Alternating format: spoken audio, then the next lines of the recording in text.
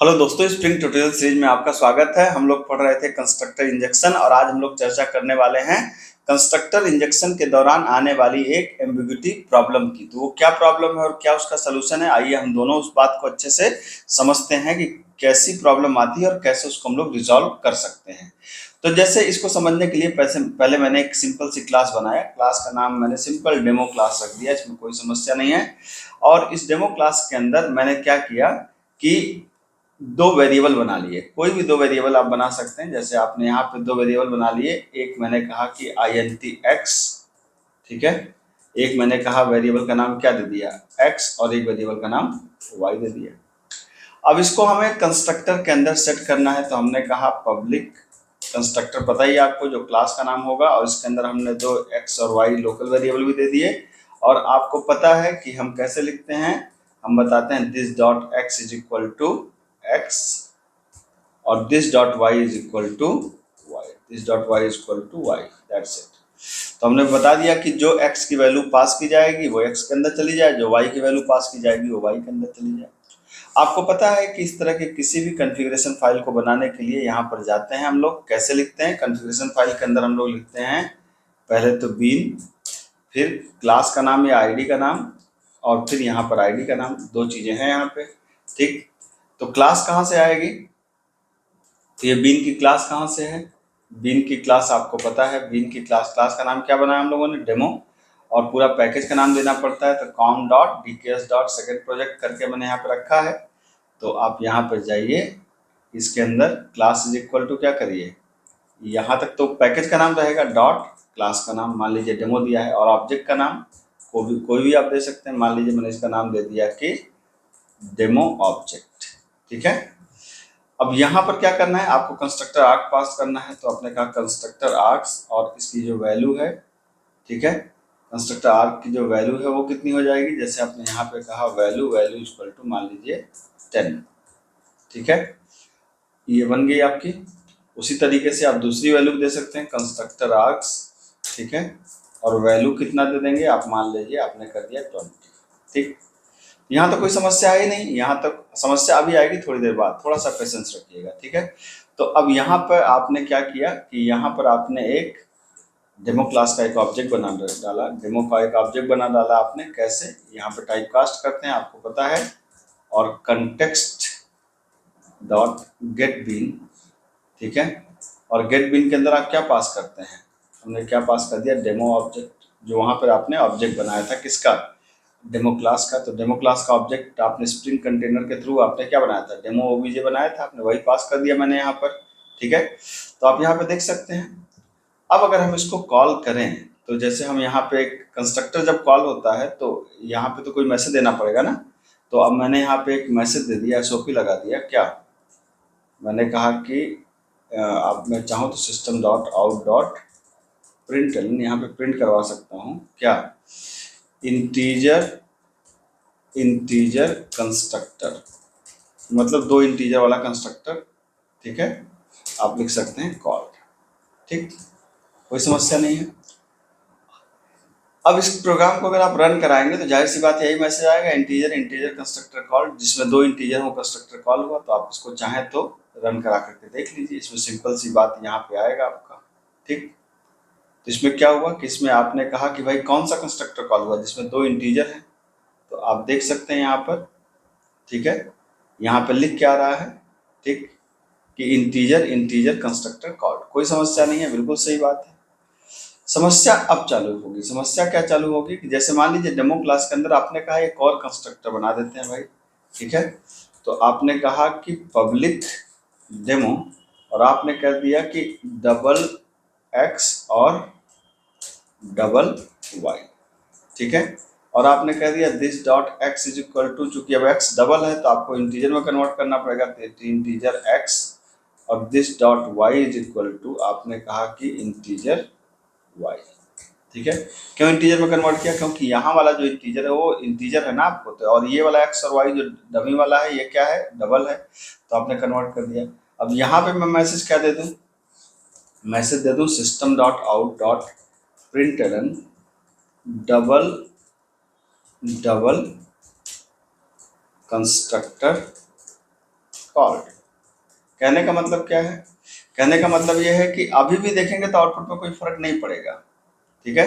Output में same output आपको आएगा कि इंटीजर इंटीजर कंस्ट्रक्टर कॉल, आप देख सकते हैं आउटपुट में कोई फर्क नहीं पड़ा। फर्क कब पड़ेगा? फर्क तब पड़ेगा कि जब यहाँ पर आप क्या कर देंगे, यहाँ पर उठा करके इसको क्या कर देंगे, इसको पहले रख देंगे। जैसे ही आप इसको पहले रख देंगे, अब क्या करेगा वो डबल वाले को कॉल करेगा। मतलब ऑर्डरिंग मैटर कर रही है कि जो कंस्ट्रक्टर पहले होगा उस कंस्ट्रक्टर को पहले कॉल करेगा। अब देखिए यहाँ पे ध्यान से, तो क्या आ गया, डबल डबल कंस्ट्रक्टर कॉल, ठीक है। तो अब ये हो क्यों रहा है इस तरीके से? जैसे यहाँ पर, यहाँ देखिए यह दो कंस्ट्रक्टर है, एक डबल है एक इंटीजर है। अब यहाँ पर क्या है कि इसको अगर हम ध्यान से कॉन्फ़िगरेशन फाइल को देखें तो यहाँ पे value equal to double quotes में हम लोग देते हैं। डबल कोट्स का मतलब जाहिर सी बात है स्ट्रिंग वैल्यू होगी। तो स्ट्रिंग वैल्यू तो मतलब बाय डिफॉल्ट जो वैल्यू होती है वो स्ट्रिंग होती है, ठीक है। लेकिन चूंकि ये 100% मैच नहीं पा रहा है, तो जो शुरुआती में जो दो कंस्ट्रक्टर जिसके अंदर दो वैल्यूज है उनके अंदर वो सप्लाई कर दे रहा है उसको। लेकिन यहाँ पे क्या होगा, अगर आपने एक और कंस्ट्रक्टर बना लिया, मान लीजिए कि आपने कहा पब्लिक क्लास का नाम डेमो, और आपने इस बार स्ट्रिंग एक्स कामा आपने कह दिया कि स्ट्रिंग वाई, ठीक है। और अब आपने कह दिया कि this dot X equal to, अब चूंकि एक्स स्ट्रिंग लेके आ रहा है तो आपको क्या पास करना पड़ेगा, आपको इंटीजर में कैसे कन्वर्ट होगा, इंटीजर डॉट पार्स int, आपने एक्स को कन्वर्ट कर दिया। और this dot Y is equal to, आपको स्ट्रिंग को इंटीजर में कन्वर्ट करने के लिए वही चीज़ है, इंटीजर डॉट पार्स int, आपने ये वाई को कन्वर्ट कर दिया, सही है। अब यहाँ पे मैसेज आपने क्या दे दिया, system dot out dot println, ठीक है। प्रिंट एलन क्या, यहाँ पे आपने कर दिया स्ट्रिंग कंस्ट्रक्टर कॉल्ड, ठीक है। अब यहाँ पे देखेंगे, अब यहाँ मजेदार बात होगी, क्यों, अब ये स्ट्रिंग वाले को कॉल कर लेगा, देखना है क्या, देख लीजिए आप इसको। इसने किसको कॉल कर दिया, इसने कॉल कर दिया स्ट्रिंग वाले को। लो अब तो हमारी थ्योरी फेल हो गई भाई।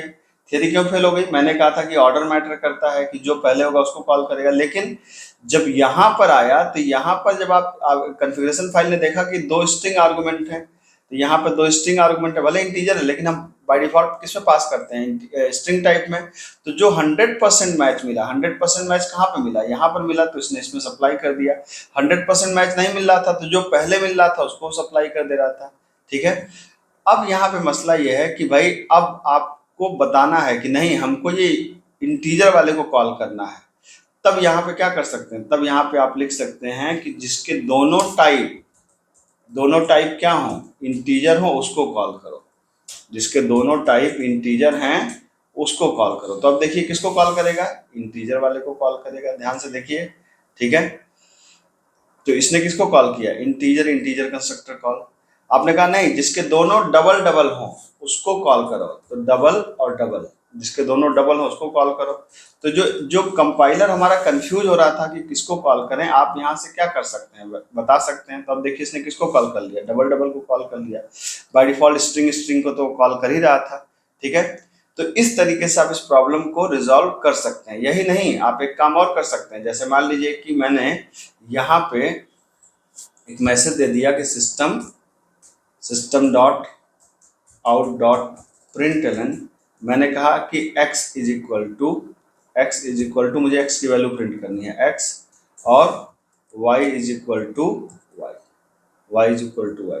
तो हम ये भी कर सकते हैं। जैसे अब यहाँ पे क्या होता है, एक और सुविधा हमारे पास है कि जैसे हमने कहा कि उसको कॉल करो जिसके दोनों डेटा टाइप इंटीजर हो, ठीक है। तो दोनों डेटा टाइप इंटीजर हैं, तो इसने किसको कॉल किया, पहली वैल्यू ध्यान से देखिए, पहली वैल्यू क्या है 10, दूसरी वैल्यू क्या है 20। तो आपने कॉल किया तो x इक्वल टू कितना आया 10 और y इक्वल टू कितना आया 20।